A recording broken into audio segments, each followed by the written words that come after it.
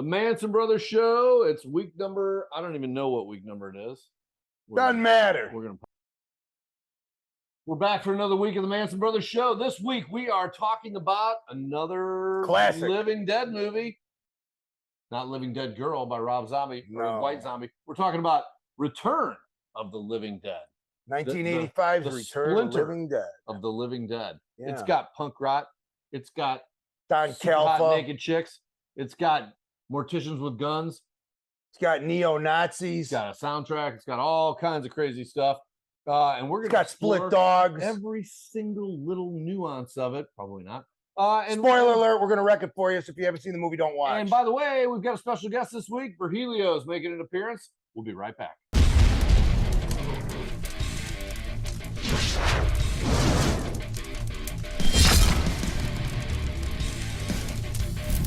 Hey, and we're back. It's the Manson Brothers Show on the Arrow in the Head Network. Thanks for having us on.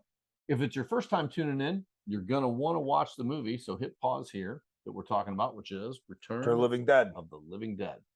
So this week, hey, we're the Manson Brothers. I'm your host, Stone Manson, 3/4 of the world's greatest tag team of all time, with my brother, the one and only, the immovable force and the unstoppable object. I mean, what is it? Whatever. Yeah. I get around. He gets around, that is for sure. I'm Skull. He's got his buddy Virgilio with him. Virgilio's hanging out with our diecast car, which you can buy at mansonbrothers.com. We had a NASCAR. It is. Can you believe that? There it is. We actually had our own NASCAR. See? Yeah, it ran in a race and everything. Yeah. We Martinsville, which is like the race on Halloween. It's crazy. Right. Anyway, this week we're talking about I feel like one of those zombie movies that's kind of people either love it or really don't like it. I think it got more popular as time went on. I think so too. I recall seeing it when I was very young. We're in high school. Junior in high school. Didn't love it at the time. I didn't like it at all. Subsequent rewatches, though, I love it now. I love it now. I think my problem was I was expecting Night of the Living Dead. Style. Right. And when it wasn't that style, when it was more of this campy sort of 80s style, I wasn't ready for it. But now when I review the movie for many years now, I love it. I love it more and more every year. It's such an awesome movie. I think for me, interestingly, especially when I rewatched it, it gave me all of these new things that I didn't see of it before. Yeah. But it also there were some things I realized I didn't love about it. That you like now? The two things that I love. Are we getting into this already? Yeah, why not? Love. Number one, Linnea Quigley naked virtually the whole time. Linnea, we love you. I could have just watched that. She's for an hour. She's an icon in and of herself. And by the way, when it comes to the pantheon of nudity in B horror movies, this one takes the cake.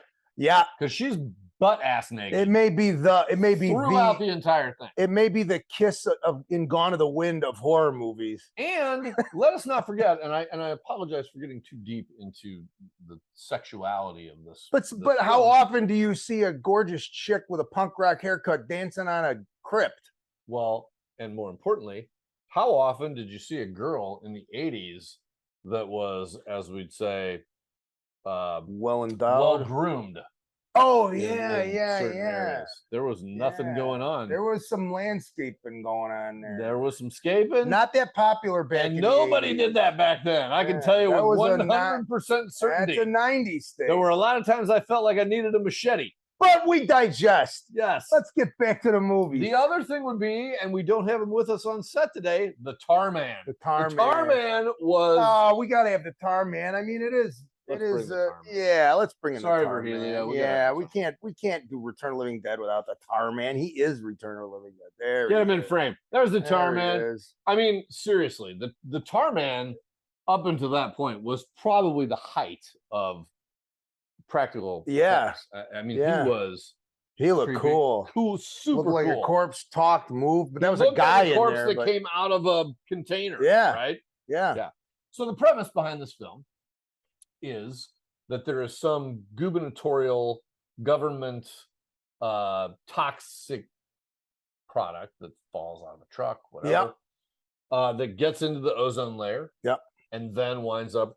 Yeah, they're keeping in the can. They tell a story at the beginning about. It has a name too. It's like Trioxin 9 or something like that. So it's the beginning of the movie. They say the Night of the Living Dead movie, and they say that it was based on a real incident where the army was experimenting with these chemicals, and they made the corpses jump around. They put them in these tanks, and through a mix-up, the tanks wind up at you need a medical supply, and they keep them in the basement. Right. And they do reference Night of the Living Dead. Oh yeah, in the movie. Yeah, they're like, well, they would just sue his ass off if he made the movie that he wanted to make. They would just sue his ass off. It was really interesting. And the guy that plays Frank, his name is James Karen, and he is so funny and so good in that movie. Yeah. I mean, he makes the whole thing, in my opinion. Him and Don Calfa from Weekend at Bernie's being all paranoid. Oh, wait a minute, Stone. So here's let's go into the little things now, because it's in my mind and I got to get it out. I love the little things. The little things. So Don Calfa, for those of you who've seen the film, plays Ernie Kaltenbrunner. Is there any more of a Germanic name than Ernie Kaltenbrunner? Okay. I think not. That'd be like an Irish guy named Albert McGlowan. Shameless O'Connor. Right. Shameless O'Connor O'Toole. McDouglas. Patrick McGowan. Patrick McGowan. That's an Irish name. That's an Irish name, right? Patrick McGowan. Don't sleep on the prisoner. Anyway, but we're not talking about the Irish. We're talking about the Germans. We are. Right? So, Ernie Kaltenbrunner. And the German will fear us. And the German will think about us when they sleep. I don't even know if that was. No, but anyway, it wasn't. So he runs the mortuary across the street. And in the embalming room, when they go in there, first of all, the guy's armed. He's wearing not just a gun, he's wearing a cowboy 6-shooter. How often does the embalming room get, is there a siege going on? I don't know, but if you notice, the doors and windows have metal latches, and it's a big. Who the hell's getting in there? What's he worried about? I don't know. Does he know something we don't know? He doesn't. I don't know. Clearly, because later on. Yeah. Well, we got to foreshadow the gun. But on his desk, there's a little desk there next to the door, and plastered on the walls is all this weird Nazi propaganda. Yeah. It's they're trying to put off that the guy's some kind of weird neo-Nazi or something. He's got his hair bleached. Well, okay, face it. It's very, they didn't beat you over the head with it, but it's in there. If you are an embalmer, yeah, you have to be a little nuts. I mean, wouldn't you think so? I don't know. What about Uncle Louie? He's an embalmer. That was not a job. He should have been embalmed. Oh, that's true. He's not an embalmer. I mean, that's a job where you're around dead people. Yep. By yourself. Yep. Removing their old bodily fluids. It's like an oil change. Which are not pretty. And replacing them with an even less pretty, formaldehyde based. Ooh, we drank a lot of formaldehyde in the Philippines, though. It's in a beer. Dude. Red Horse beer. Folks, leave it alone. Anyway, yeah, how?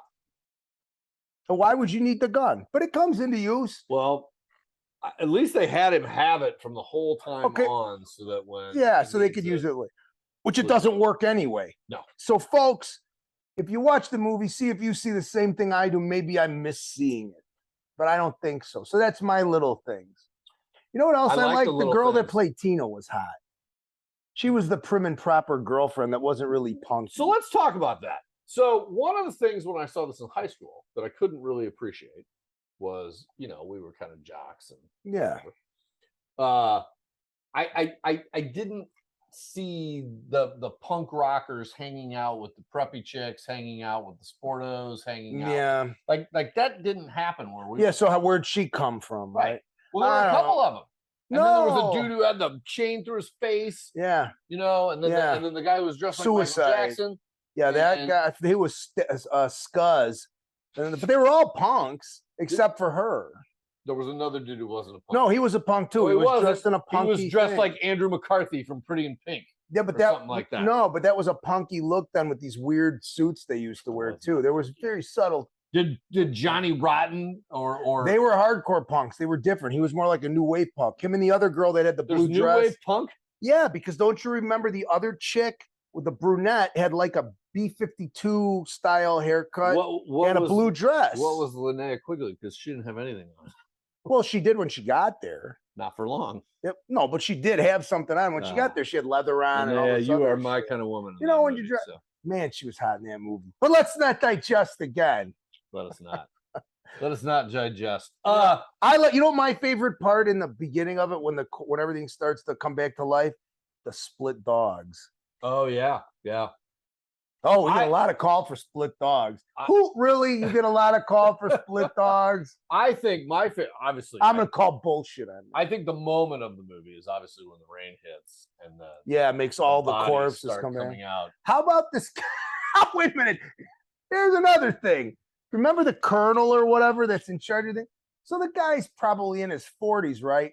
Does his wife not look like she's 104 years old? Yeah. Well, where'd they dig her up at? They couldn't find somebody more age appropriate. Here's what I would contend on that vein. If you go back to like Gilligan's Island, right? You remember obviously the movie star and Ginger and Marianne, the movie star.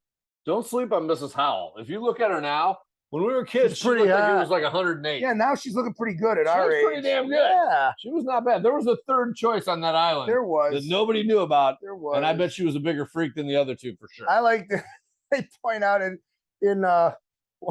was it Mystery Science Theater 3000? Shout out to Mystery Science Theater 3000. The original song, because in the original in the original Gilligan's Island show, it was the movie star and the rest. Yes. And the professor's like, "What's this and the rest?" After 3 seasons, the Professor and Marianne were like, "What's this this bullshit?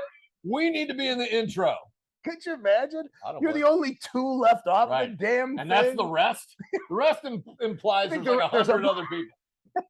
Yeah, no, I'm right there with you. God bless the entertainment business. I feel like we've veered off the path. We've gone off the rails. Yeah. But that's okay. Back to Return of the Living Dead. It's our show. Dead. We can do that. You know the guy that had the mohawk and an X in his head with the chain in his mouth? He was from Chicago. Really? Yeah, he was. Mark Venturini. Yeah. Was he from Chicago? He was from Elmhurst. Elmhurst. He's from west suburbs. Close enough. Unfortunately, passed away at an early age of leukemia. Sorry, Mark. God rest you. But you left an iconic character great in this movie, buddy. Behind. 100%. But my favorite character in the movie is, in fact, James Kieran. He's great. As Frank. Because awesome. He's just so nuts. Yeah. He's so crazy. How about, here's a little inside dope. I had the special edition Blu-ray of it, and I watched it recently. And when you go to languages, I didn't realize you could put it on zombie mode. And it'll subtitle, like, funny things what the zombies are saying, like the corpse that's in the room. Really? He's like, "It's cold in here." Yeah, hey, it's fucking cold in here. That's awesome. Really funny. So if you have the Blu-ray and it has that feature, put it on. It's really. I'd funny. like to touch on. I don't remember the actor's name, but the guy who you want to touch an actor. No. The guy who is the main character, not Bert. Oh, the kid. Oh, Freddie. Yeah, Freddie, in my estimation, should have been a much bigger actor than he was. I agree with very you. Robert Redford look. Yeah, and he was a good actor at the time. Guy was a good actor. Well, see, at that time, you still got pigeonholed. I think now it's different. Look at the kids that were in like Cabin in the Woods and Cabin Fever. Only appeared because of Hemsworth. Yeah, that movie would have that's never true. seen the light of day. But in general, people that do horror movies today are not relegated necessarily to B horror movies. But I thought that guy was a great actor. He was. Me. By the way, we are for hire.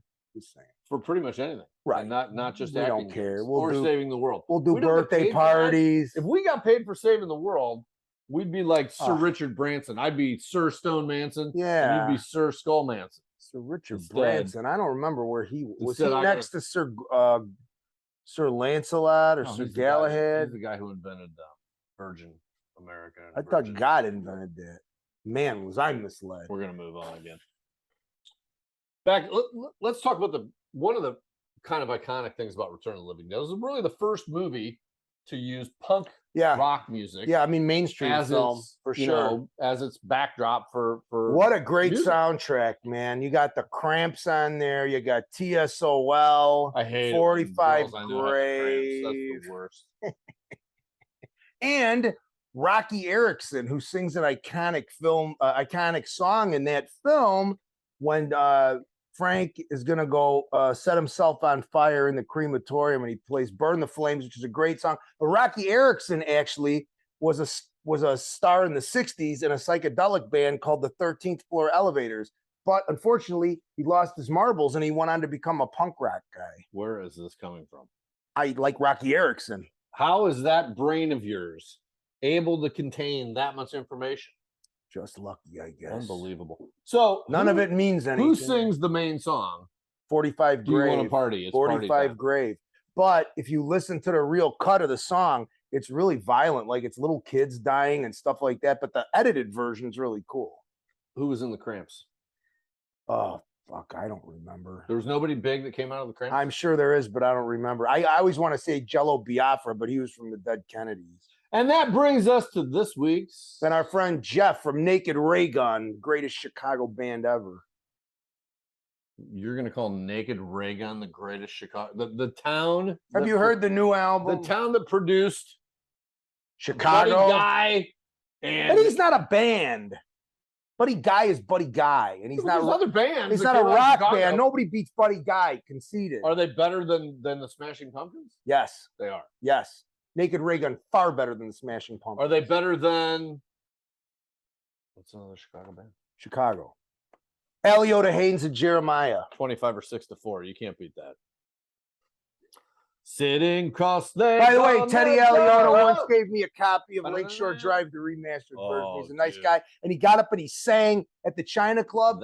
And he was awesome. If you've never heard the song Lakeshore Drive by Aliota, Haynes, and Jeremiah, listen to it now. Listen, put it on pause and listen. Viewer email. Oh, great. Excellent. Let's go. Lynn from Newport Richey, Florida. I wonder what they're doing down there right now. Probably being hot. It's Florida. They used to have great strip clubs in Florida. On Route 19 between St. Petersburg and Hudson. Teasers in Cocoa Beach. Unbeatable. $5 lap dances. You can't beat it. Isn't that where Jeannie and Major Nelson are from? Cocoa Beach? They are. Yes. Major Putts. Could you see how many Major Nelsons were there? One.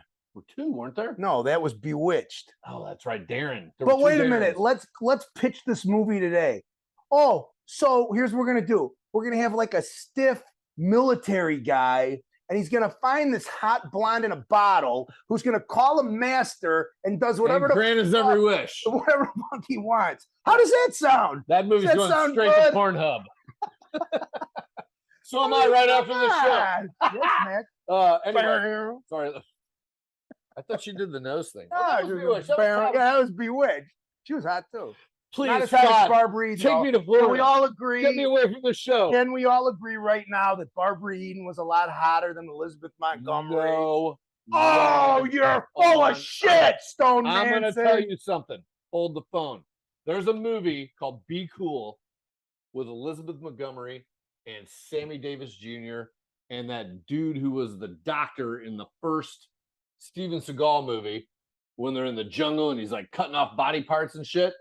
Silva. Henry Silva. Henry Silva. It's called Be Cool. Elizabeth Montgomery is gorgeous in this movie. I think it's this is like that time you thought you saw Snagglepuss. No way, dude. She's so beautiful. She makes Barbara Eden look like Melissa McCarthy. Folks, sorry, Melissa McCarthy from Chicago. Send us an email.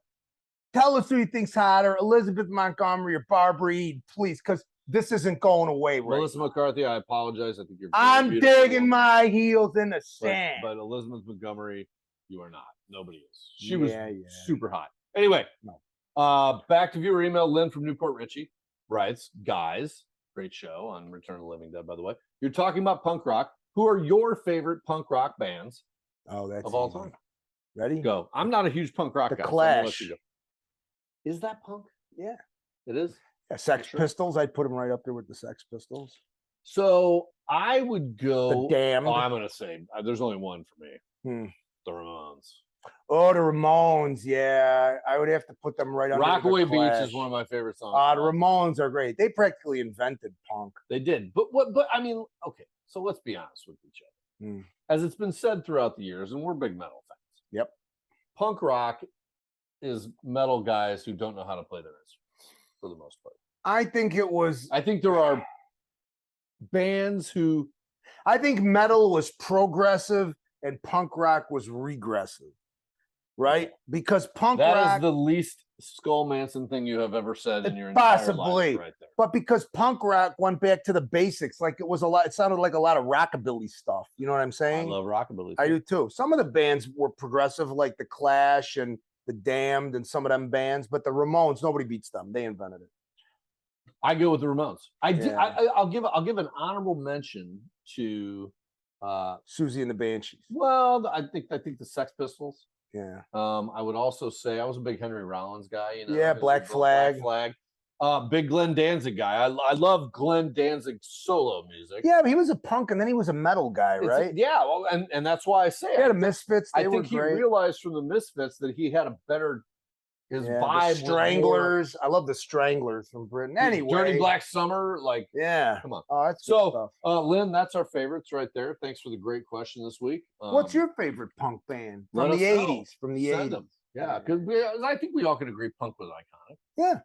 If it was a hot minute, it was like the grunge of the late 70s, early 80s. I think it actually lasted a little longer than. Again, I feel like this movie was really the first mainstream. I think it was. If you people disagree with us, let us know. But we think that really brought punk to the mainstream at a time when punk was like at its pinnacle. Like 84, 85. That was about as big as it was. Then it started going mainstream. No, it never was. And I think this was the first time you got to hear it actually in a. It wasn't even exposed on like MTV and stuff like that. So I saw this movie at a drive-in with the Stuff. Was the undercard. Which drive-in? Remember? There's no more drive-ins around here no more. There was a lot. There were way back when. Yeah, probably. I know because you were with the dudes, so I know I actually watched the movie. Yeah, I know because I didn't get invited. There's a reason. Whatever. But it's a great movie. It's some got of us were in the cool kids. Yeah, I wouldn't call it scary, but it sure as hell is entertaining. It's a great movie. It sadly spawned some horrific sequels. There is one good sequel. Which one? Which we will cover later on. But I would tell everybody that's watched this. Go watch Return of the Living Dead 3. I've never seen it. It's a legit movie. It's a good follow-up. 2 is an absolute should be stricken from the annals of cinema. What's your favorite part in Return of the Living Dead? Oh, 100% when all the bodies start come up after the rain. My favorite part and the tar man. Yeah, that's my favorite part is the tar man when he comes out. When he's you want to know what my least favorite part is? What? My least favorite part, and this is one of my black marks against the movie. Check marks, I mean. When they're asking send more paramedics and things. Like I'm not a huge fan of the talking zombies. That is funny when they go send more cops. And then they dubbed it over later for the release, for the video release. It sounds deeper, which Here's what I don't like. Talking zombies. Yeah. I don't like zombies that run. I don't like sprinting zombies like we had in our movie. Yeah, but that was out of necessity. I don't like zombies that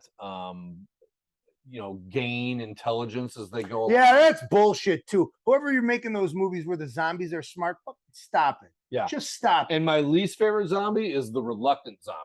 Yeah, like Bub from if you want Day of the Dead. Did that now answer me? The idea of the reluctant zombie. Did Bub not ruin Day of the Dead? Bub killed Day of the Dead. Different time, but I put it out there now. Yeah, so stupid. Nobody wants to shoot a gun. Return of the Living Dead, fun movie. Actually, my favorite part is when the dead first start rising and Frank and Freddy are freaking out, and then Bert shows up, and he's the whole time James Kieran's like, "Oh, Bert!" He's freaking out. Oh my God! I do like the fact that they're progressively getting stiffer throughout the entire. Yeah, they're getting rigor mortis. As rigor mortis is setting in. And they're like, I can't move my arms. And then the colonel, that's all his job is to sit there by the radio to see if anybody calls in about these corpses for 30 years, 20-some years. Right. That's his entire gig. And what I love is it's basically like, yeah, go bomb the fucking place. Same old thing. Crap. He's always all discontented because his wife's 175 years old. She was 175. Man. It's like, what's for lunch? Lamb chops. I had him for lunch. So then he bombed. Yeah. She says he comes home and she goes, I made your favorite lamb chops. He's like, I had them for lunch, and goes in the other room, just blows her off. Yeah. Well, if you were 40 and she was 175, what would you do? Just saying. Same thing. Folks, I like when the guy, the Mohawk, the the Scuzz guy. And he's like, why'd you call the cops? You call the cops. They're going to come here and they're going to kick our ass. I mean, and if you're back in the 80s, you know, nowadays people say, oh, the cops are going to kick your ass. They're like, oh, I'll video it or whatever. Yeah, you couldn't do that back then. The cops, when we were kids, if the cops showed up, you're getting your ass kicked. And no one's doing shit about it. Yeah. Good times back then. That's our show for this week. It's time to take it home. What do you got to add? Anything? Yeah. Go to mansonbrothers.com. Get yourself a nice Manson Brothers t-shirt. What is a funny saying on the back? Get yourself a nice couple of autographed pictures. We'll sign everything, whether you like it or not. We got these ducky hats. We got this Matchbox car. It's not a Matchbox car. It's a big old Lionel Trains makes these. That's pretty damn cool. Anyway, go to mansonbrothers.com for all that shit. Drop us a line, ask us a question. We'll get back to you, me and my brother. Don't forget to subscribe to our show and the rest of the shows on the Arrow in the Head channel. And if you like it, tell your friends. And if you don't like it, keep your damn mouth shut. See the movie. We Save the World. I think the parting information is it is definitely not me. It was you. And until next week, we are the Manson Brothers. See you later, shitty pants.